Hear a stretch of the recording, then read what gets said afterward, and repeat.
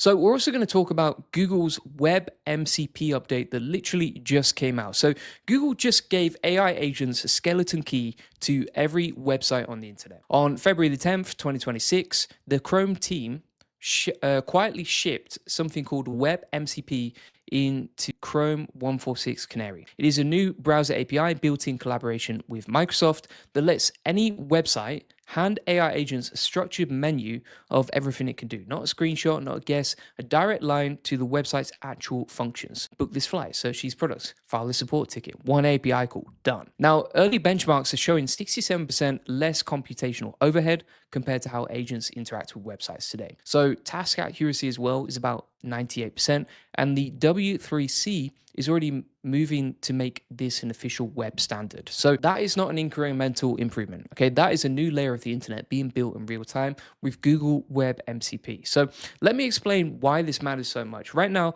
when an AI agent wants to do something on a website for you, it's has to pretend to be a human. It takes screenshots of the page, sends those screenshots to a large language model. The model figures out where the buttons are, and then the agent clicks them one at a time. Think about how absurd that is, right? Thousands of tokens burned just to process a single screenshot. And if the website redesigns even one button, the whole thing breaks. The agent is paralyzed.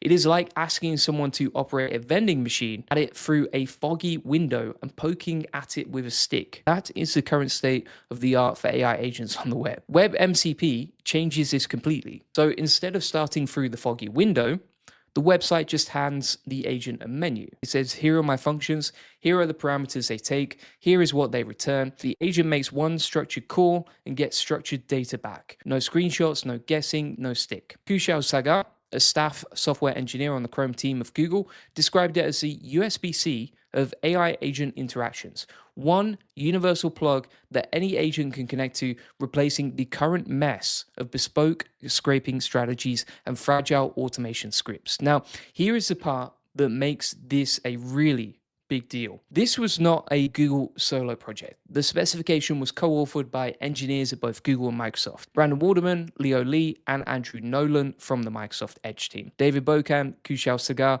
and Hannah Van Opstal from Google Chrome. When the two biggest browser vendors on earth co-author a specification and ship working code in parallel, that is not a proposal, my friends. That is a fait accompli. Edge support is all but guaranteed. The W3C is already incubating the spec for its web machine learning community group. Industry observers expect formal announcements by mid to late 2026. And the origin story of this is wild. A guy named Alex Nahas, a back-end engineer at Amazon, was trying to solve a very specific problem.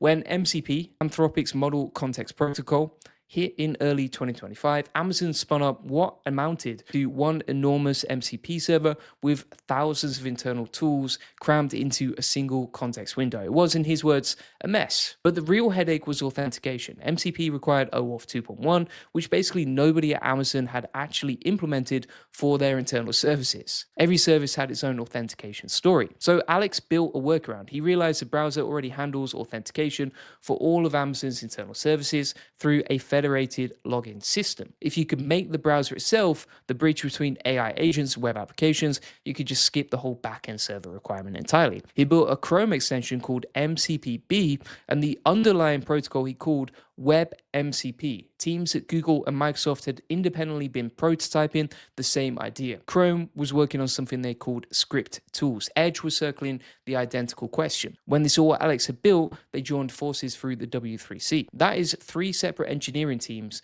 arriving at the same conclusion independently. That does not happen unless the problem is real and the timing is right. So how does this actually work? Well, there's two APIs for this. The declarative API handles simple stuff that already exists with HTML forms. If your website is clean, well-structured forms, you're already 80% of the way there. You add some tool names and descriptions to your existing markup, and agents can call those forms directly. The imperative API is for the complex stuff.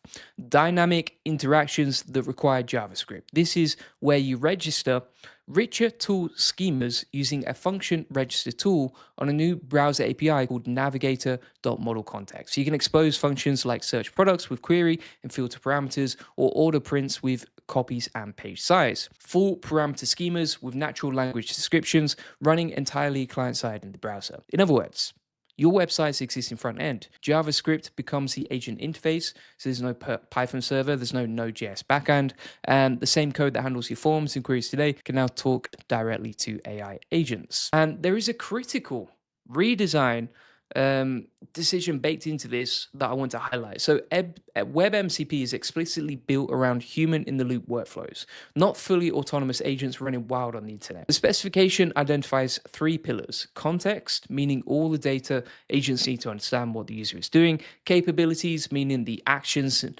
agent can take on your behalf; and coordination, meaning the handoff between you and the agent when it hits something it cannot handle on its own. There is even a built-in function called request user interaction that pauses agent execution and asks for your explicit confirmation before sensitive action. So this is not really about replacing you, it's about your AI assistant being able to actually do things on the internet reliably instead of fumbling around taking screenshots. Now, I want to be honest about the skepticism here because there are legitimate concerns. For example, the decoder pointed out something important. If AI agents handle tasks like product searches, price comparisons, and bookings autonomously, fewer people actually visit websites directly. That means operators could lose ad revenue, direct customer contact, and the ability to build relationships with their users. The web, as they put it, risks becoming background infrastructure. And there is a security problem that's far from solved. Google's own developer said that protecting against prompt injection attacks is the responsibility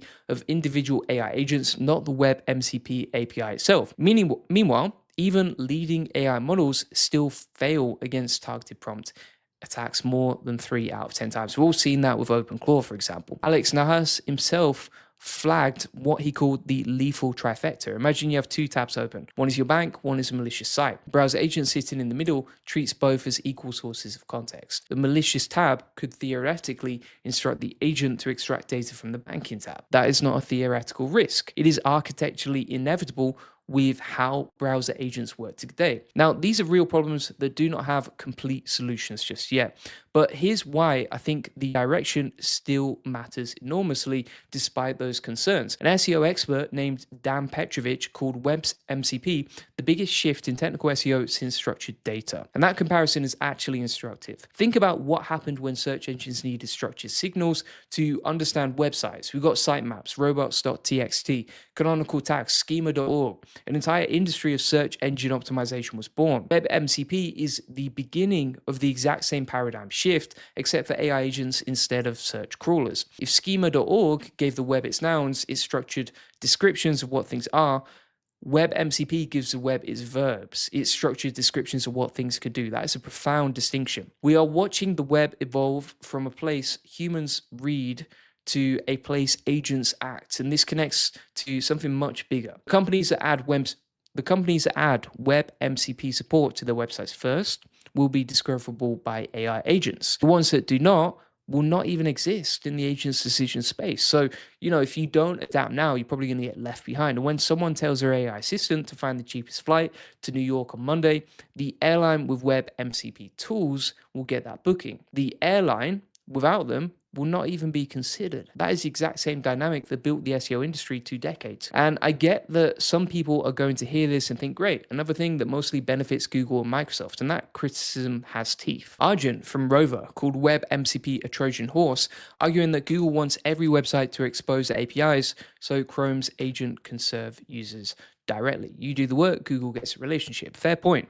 But the counter argument is also strong. This is a W3 standard, not a proprietary Google protocol. It is model agnostic, meaning any agent powered by any AI model can use it. The demo extension runs Gemini 2.5 Flash via API, but the spec is designed so that Claude, GPT, open source models, or whatever comes next can all discover and use these tools. The browser is a mediator, not any single AI company. So what do you actually do with this information? Well, if you're a web developer, go look at the WebMCP explainer on GitHub right now. The repository is at Web Machine Learning forward. Sign up for the Chrome early preview program, start prototyping. If your app already has clean form structures and well separated business logic, you might be surprised how close you already are. If you are not technical, but you run a business with any kind of online presence, start inventorying the functions on your website that would be safe and useful to expose as tool contracts, booking, search, support, ticket creation. Talk to your engineering team about a pilot. If you are in SEO or digital marketing, like I am, for example, I have an SEO agency, this may be the biggest thing you need to understand right now, because tool discoverability is the new indexing problem. Tool descriptions are the new meta descriptions.